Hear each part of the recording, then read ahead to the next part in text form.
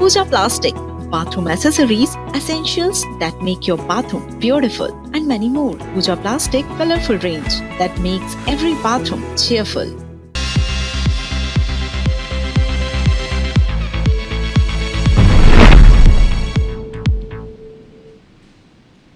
नमस्कार, top 10 news लेकर हाजिर हूं मैं आपके साथ राहुल। सौमित्र बुलेटिन की शुरुआत उस खबर से जिसने आज पूरे देश को झकझोर कर रख दिया। बात उस महिला की बहादुरी की जिसकी बहादुरी, ममता और इंसानियत की चर्चा आज हर कोई कर रहा है, और जो नहीं कर रहे हैं हम करवाना शुरू कर देंगे। चूंकि बहुत अच्छी खबर है ना, काबिले तारीफ खबर है, और यही वजह है कि नंबर 1 बुलेटिन आपने बनाया है टॉप 10 न्यूज़ को। तो सबसे पहली खबर ये मैं बता रहा हूं आपको, बात उस आंगनबाड़ी कार्यकर्ता की जिसने अपनी जान की परवाह नहीं की। यहां पर दूसरे लोग हों तो पहले अपने भाग खड़े हो कि भैया जान बची तो लाखों पाए, लेकिन इस महिला ने जो काम किया है वो आज खबर बनी है। जान की परवाह नहीं की, 20 मासूम बच्चों की जान बचाई पहले उसने। हम आज उसी आंगनबाड़ी कार्यकर्ता कंचनबाई मेघवाल की बात कर रहे हैं, और उसकी कहानी आपके सामने हम लेकर हाजिर हुए हैं। उसकी कहानी आप देखिए, उसके बाद मुझसे आप बात कीजिएगा। प्ले कीजिए, दिखाइए कंचनबाई की कहानी।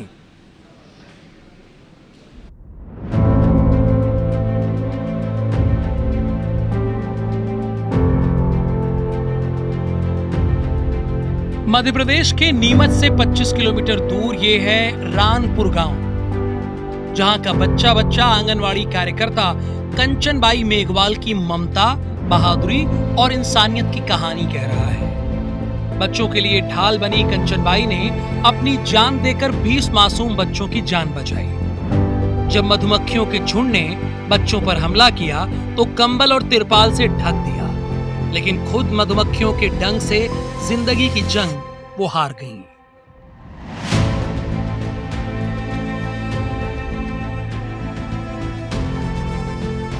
हम पढ़ रहे थे और हम पानी पीने गए तो वहां से 2-4 मक्खियां आई, हमको पता नहीं चला, तो ज्यादा आई तो उन्होंने हमको ढका और अंदर ले गए, हमको ढक दिया और वो बाहर रह गए। वो उनके ऊपर मधुमक्खियों ने उनके ऊपर अटैक कर दिया, फिर वो वहां पे ही गिर पड़े और मुंह से और नाक में से गुलाबी गुलाबी झाग निकलने लगे। महिला ने भागकर जो आते हुए इस आंगनवाड़ी में बच्चों को सुरक्षित किया, और यहाँ पे त्रिपाल और दरियों से बच्चों को सुरक्षित किया, और ये वही आंगनवाड़ी है। हालांकि अभी सुरक्षा की दृष्टि से बच्चों को अन्य जगह शिफ्ट किया गया है, और अभी यहाँ पर जो है बच्चों की पढ़ाई नहीं हो रही है, कुछ दूरी पे हो रही है। लोगों के जुबान पर आज जहां कंचनबाई मेघवाल की बहादुरी के किस्से हैं, तो वहीं प्रशासन के खिलाफ इस घटना को लेकर गुस्सा भी कम नहीं है।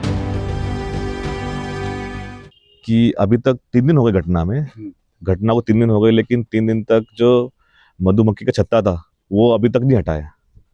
कहीं ना कहीं उससे ये है कि नियमित प्रशासन सो रहा है। यही वो कच्चा घर है जिसमें कंचनबाई अपने परिवार के साथ रहती थी। परिवार पर कंचनबाई की मौत से दुखों का पहाड़ टूट पड़ा है, क्योंकि उनके पति शिवलाल पैरालिसिस जैसी गंभीर बीमारी से जूझ रहे हैं। उनके एक बेटे और 2 बेटियां हैं, जिनके सर से अब मां का साया उठ चुका है।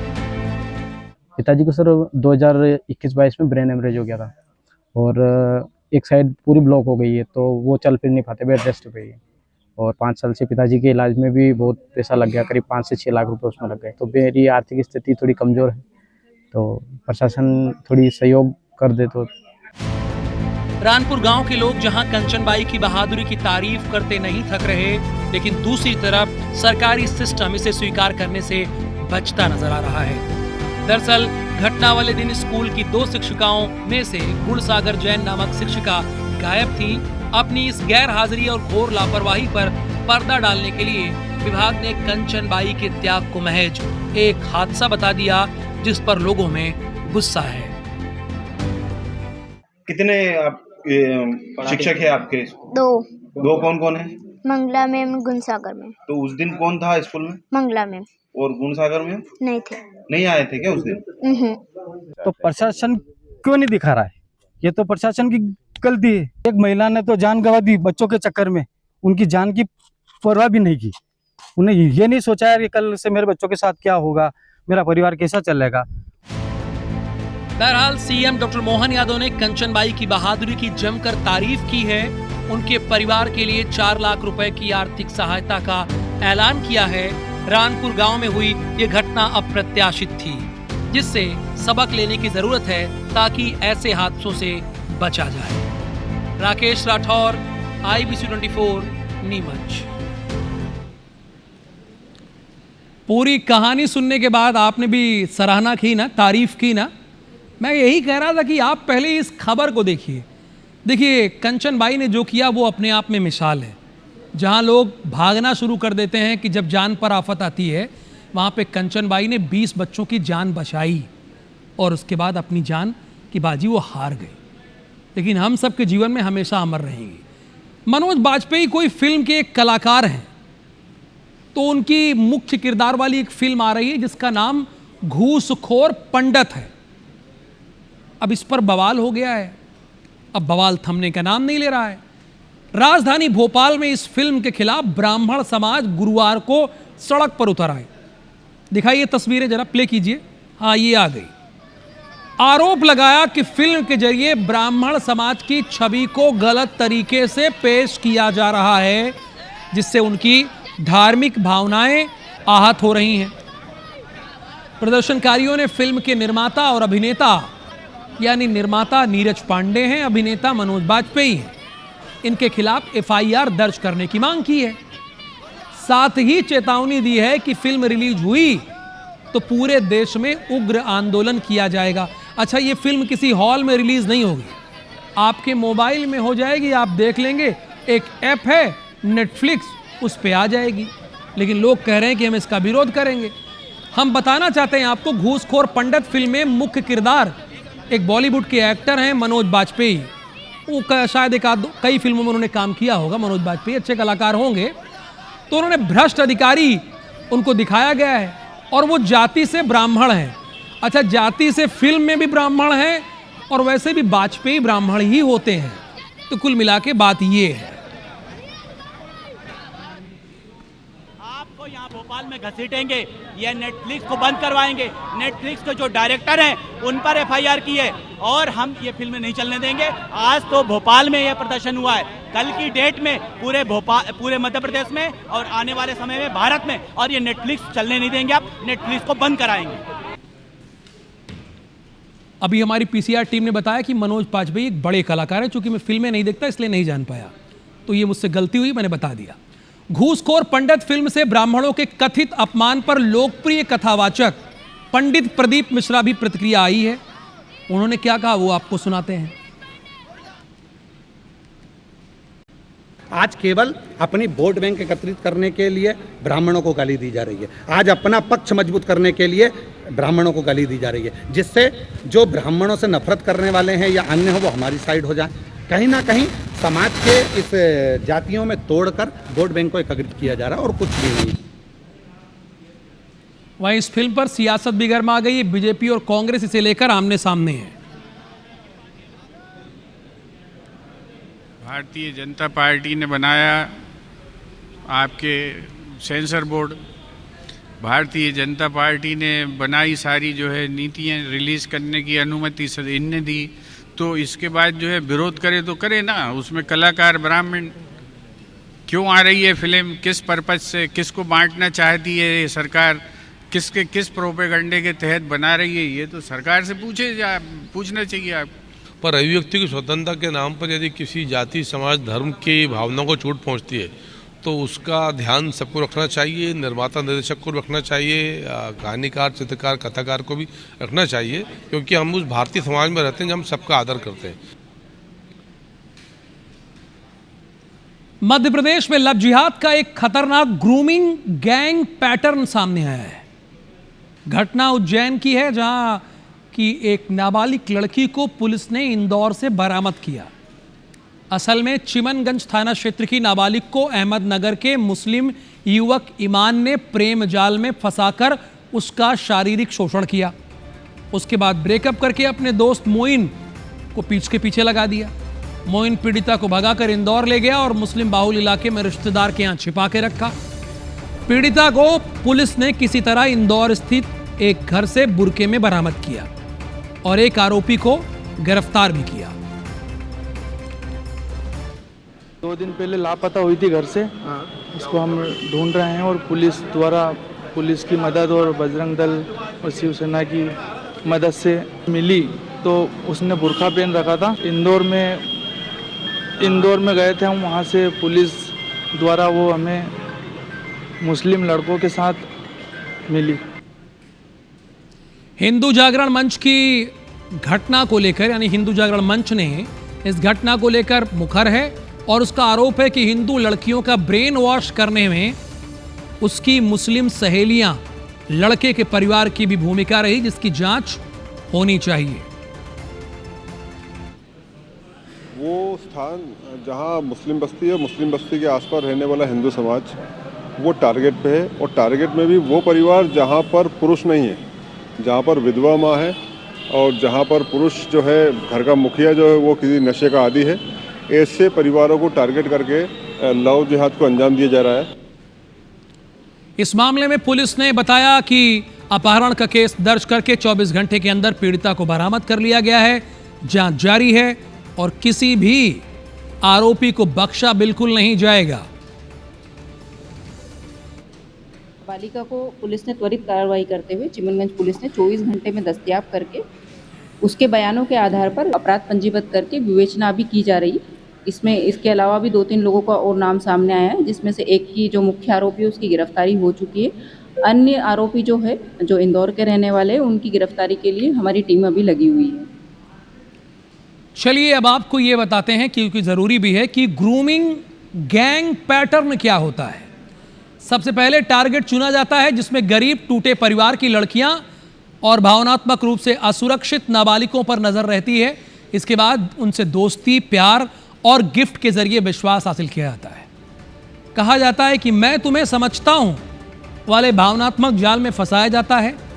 परिवार और समाज से काटने के लिए उसके माता पिता और धर्म और संस्कृति को हे दिखाया जाता है, छोटा दिखाया जाता है, तुच्छ दिखाया जाता है। इन सब के बाद लड़कियों का शारीरिक शोषण करके उनकी ब्लैकमेलिंग शुरू कर दी जाती है। उन्हें जबरन संबंध बनाने के साथ धर्मांतरण और देह व्यापार तक के लिए मजबूर किया जाता है। यही है पैटर्न। हमने कहा कि आपको इससे अवगत कराना हमारी पहली जिम्मेदारी हो जाती है। अब बढ़ेंगे आगे। पूर्व पॉर्न स्टार और बॉलीवुड की एक कलाकार हैं जिनका नाम सनी लियोनी है। अभी रायपुर ये पहुंची भी नहीं है, लेकिन उससे पहले ही उनके लगातार जारी पोस्टर और टीजर ने रायपुर में अच्छा खासा बखेड़ा खड़ा कर दिया है। कोई बॉलीवुड की कलाकार है ये। Sunny Leone night DJ party नाम से अब एक और पोस्टर रिलीज हुआ है, जिसके मुताबिक 22 फरवरी को सनी लियोनी रायपुर के रामा वर्ल्ड में आयोजित एक नाइट डीजे पार्टी में शामिल होने वाली है।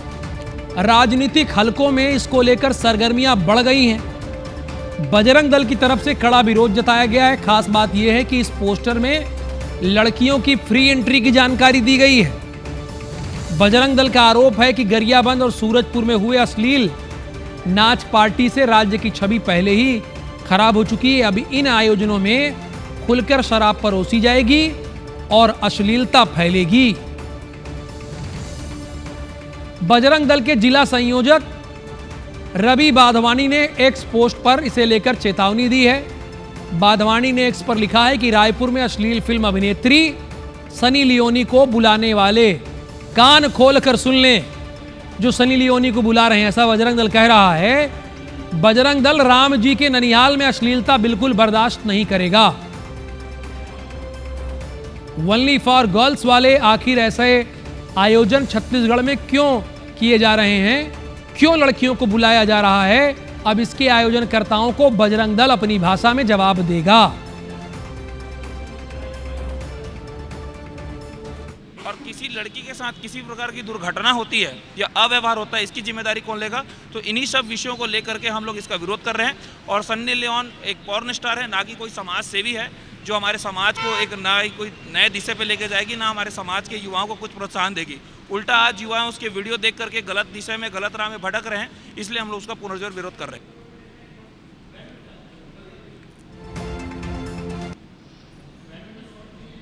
कोई कितना बड़ा अपराधी है ये इसी बात से तय होता है कि पुलिस महकमे ने उस पर कितने रुपए का इनाम रखा है। पुलिस भी इसके चलते शातिर अपराधियों पर बड़े से बड़ा इनाम रखती आई है।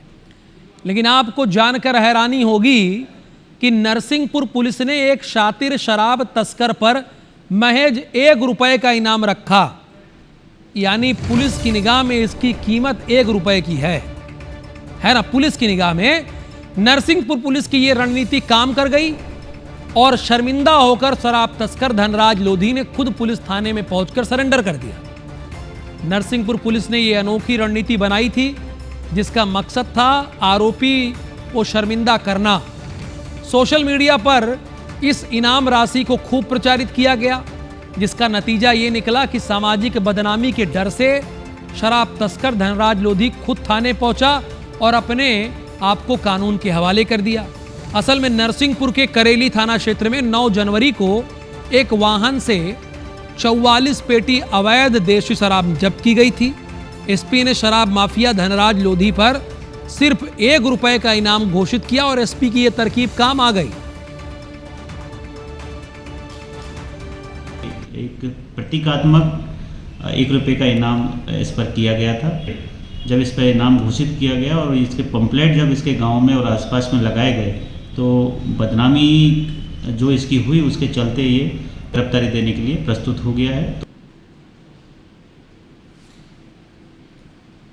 भोपाल में पुलिस ने आखिरकार सड़क पर राह चलती युवतियों को घायल करने वाले आरोपी को गिरफ्तार कर लिया। आरोपी की तलाश में पुलिस ने पिछले 900 कैमरे खंगाले, बहुत बड़ी बात है। साथ ही 500 से ज्यादा बदमाशों का रिकॉर्ड खंगाला। तमाम कोशिशों के बाद आरोपी तक पुलिस पहुंच पाई है।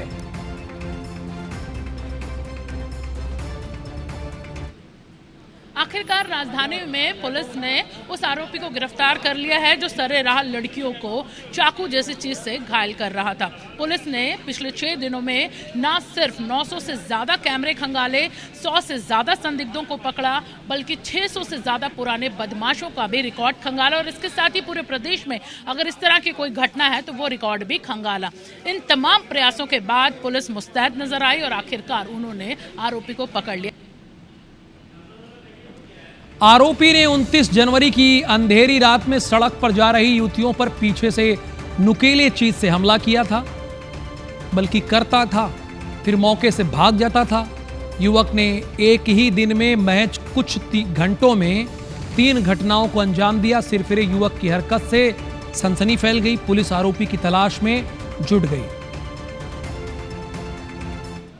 लगभग 150 के करीब लोग इसमें लगे हुए थे जिनको अलग अलग टास्क दिया गया। लगभग 900 सीसीटीवी देखे गए जिससे कि बदमाश का ट्रैक जो है वो लगभग क्लियर हुआ और उसकी कुछ आउटलाइंस मिल रही थी। पुलिस आरोपी की तलाश के लिए पूरे जी जान से लगी थी। इस दौरान आरोपी में कोई डर नहीं था। आरोपी एक और वारदात को अंजाम देने की फिराक में था।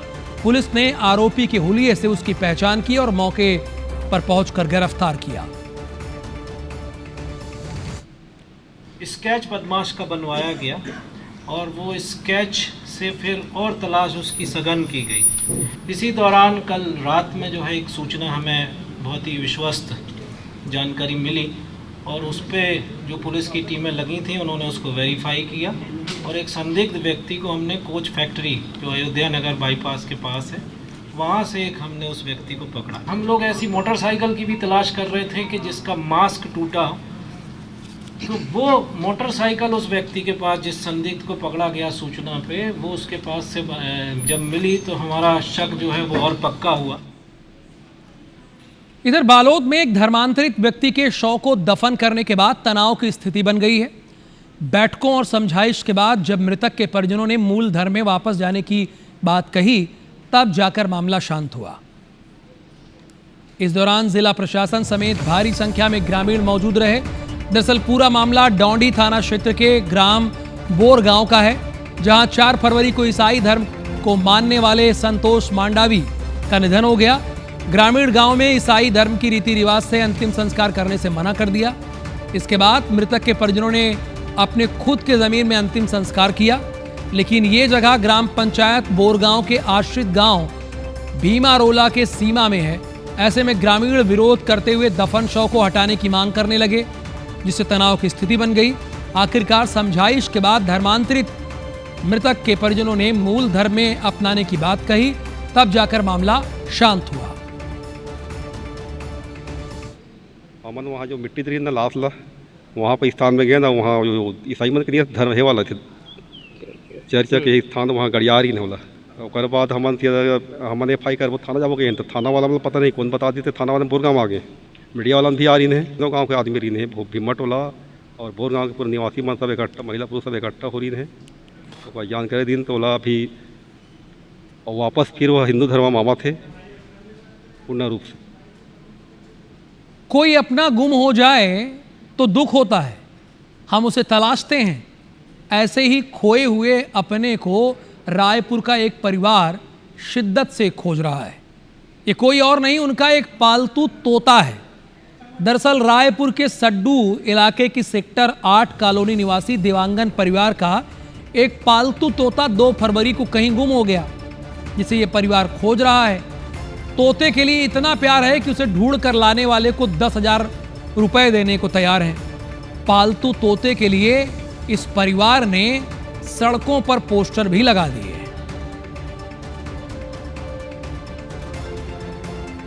हाँ, वो 4 साल से था हमारे पास और सबके साथ खेलता था, सबके साथ खाना खाता था। घर में लाएगा तो दे देंगे हम लोग 10,000।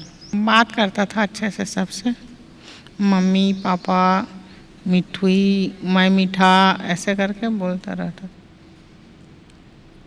वैसे सही बात तो ये है कि परिंदे को आसमान पसंद है, आपका घर और पिंजरा नहीं। टॉप 10 न्यूज़ में आज के लिए बस इतना ही। मुझे और मेरी पूरी टीम को दीजिए अनुमति। नमस्कार।